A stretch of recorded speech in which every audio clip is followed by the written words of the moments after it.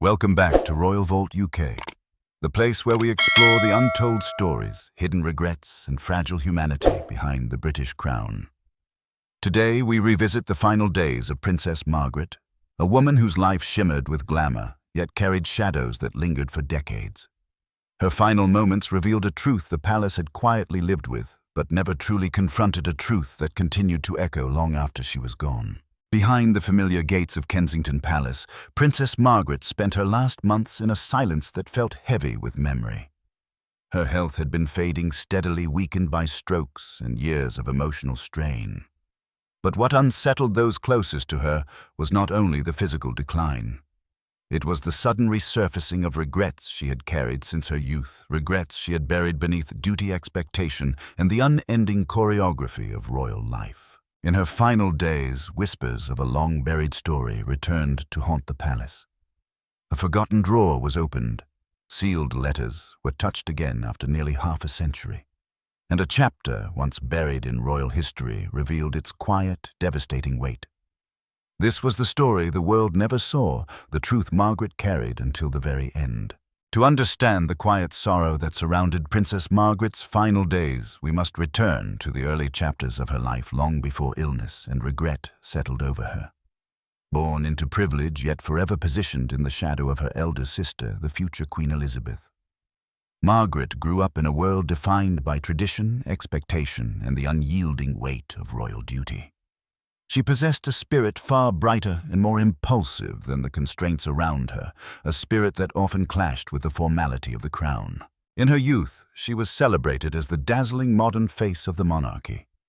Her charm, wit, and unmistakable allure made her a cultural icon admired by the public and courted by the press. Yet behind her elegance lay a complicated heart shaped by decisions that were never entirely her own.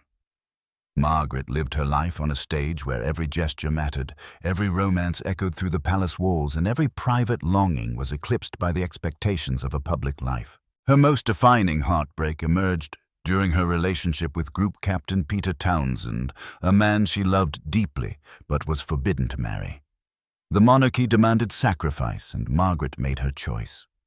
She stepped away from the man she once believed she would spend her life with, choosing duty over desire. That decision, though wrapped in royal decorum, left a wound that never fully healed. As the years passed, Margaret's world shifted. Her marriage faltered, her public image transformed, and her health began its slow decline. Yet through it all, she carried a complex mixture of pride, defiance, and unresolved sorrow. Those who knew her sensed that the bright spirit of her youth had dimmed, replaced by reflections of what could have been and what was lost to the demands of the crown. And it was this emotional landscape, layered with decades of unspoken pain, that quietly resurfaced as Margaret approached the end of her life. Her past, once tucked away behind protocol and silence, returned to the forefront, setting the stage for the revelation that would haunt the palace for years to come. As Princess Margaret entered the final season of her life, the quiet corridors of Kensington Palace carried a weight that those around her could not ignore. Her health had weakened after a series of strokes, each one taking away a little more of the vitality that once defined her. She moved more slowly, spoke more softly, and spent long stretches of time in contemplation, as though sifting through memories she had spent decades avoiding. Yet it was not the physical decline that most unsettled those close to her. It was the return of a story the palace had long tried to leave in the past. A story sealed away in a drawer she had not opened for many years. One afternoon, when the winter light fell pale across her room, Margaret quietly asked a trusted attendant to bring her a small collection of belongings stored in a private cabinet. Inside were letters, photographs, and fragments of a life she had never fully released. At the top of the bundle were handwritten letters from Group Captain Peter Townsend, the man she had once hoped to marry. For decades, Margaret had avoided reading them again. They represented a crossroads she could not bear to revisit. But now, facing the fragility of her final days, she held the letters with trembling hands. Witnesses later recalled the silence that filled the room as she unfolded the first page, reading slowly, as though reliving every moment of their forbidden love. The palace had always presented her decision to part from Townsend as a sacrifice made with dignity and grace. But in these last days, the truth emerged with painful clarity. Margaret had never healed from the heartbreak. The choice she made under pressure from the crown had shaped the rest of her life in ways she rarely admitted aloud. The letters revealed tenderness, hope, and an imagined future that had been denied to both of them. Staff members reported moments when Margaret would pause, close her eyes, and whisper his name, as though calling back a memory. She wept quietly at times, the kind of tears that come not from recent wounds, but from old ones reopened. Those present understood they were witnessing something profound, a princess confronting the deepest regret of her life. As the days passed, this rediscovery stirred tension within the palace.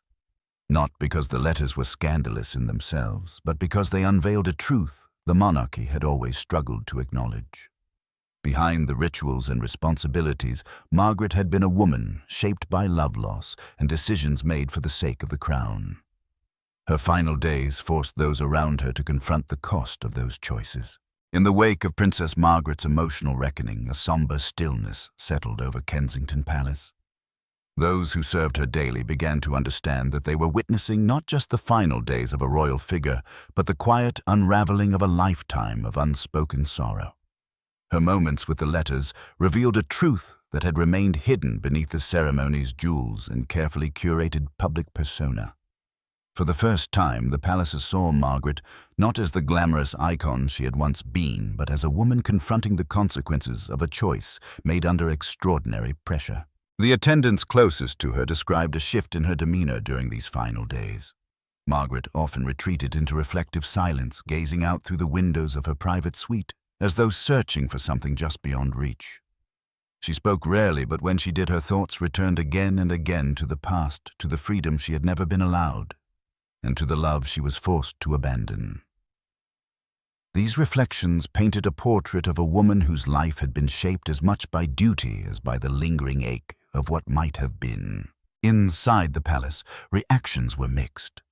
Some members of the royal household felt deep sympathy, recognizing the emotional cost Margaret had carried for so many years.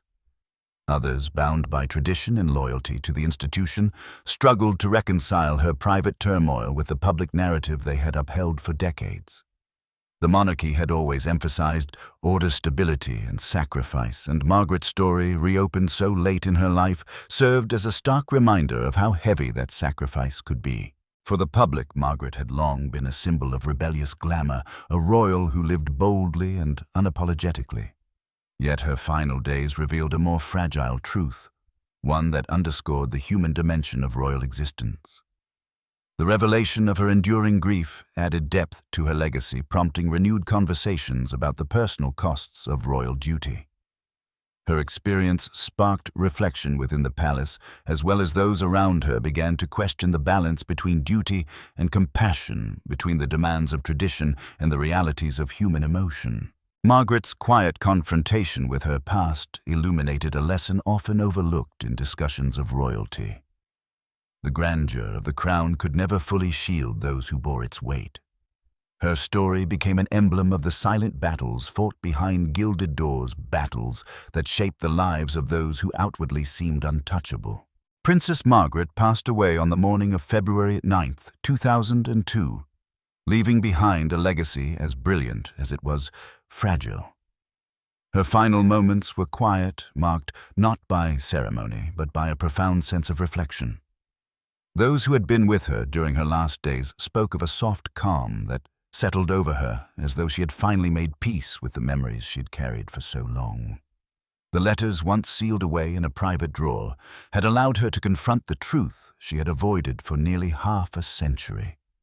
And in doing so, she revealed a depth of humanity that the palace could no longer overlook. When news of her passing reached Queen Elizabeth, the monarch reportedly remained silent for several minutes, absorbing the weight of losing her only sister.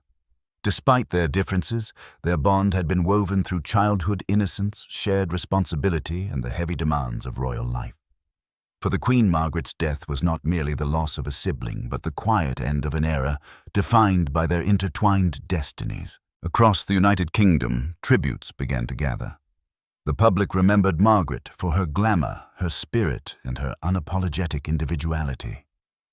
Yet beneath those memories lay a deeper understanding of her story shaped by the revelations of her final days. Her life served as a reminder that the monarchy, for all its grandeur, is still built upon human hearts capable of love, burdened by regret, and marked by choices that leave lasting echoes. Margaret's journey from the bright promise of her youth to the introspection of her final days illustrated a truth often hidden behind palace walls. The crown demands loyalty, sacrifice, and unwavering duty, but it cannot shield its members from the quiet ache of what might have been. Her story endures not as a tale of scandal or rebellion, but as a testament to the complexity of a woman who lived her life balancing the weight of expectation with the longing for personal freedom. Thank you for watching this chapter of her life unfold. If you found meaning in this story, remember to like, share, and subscribe to Royal Vault UK, where we continue to uncover the hidden stories and profound humanity behind the British crown.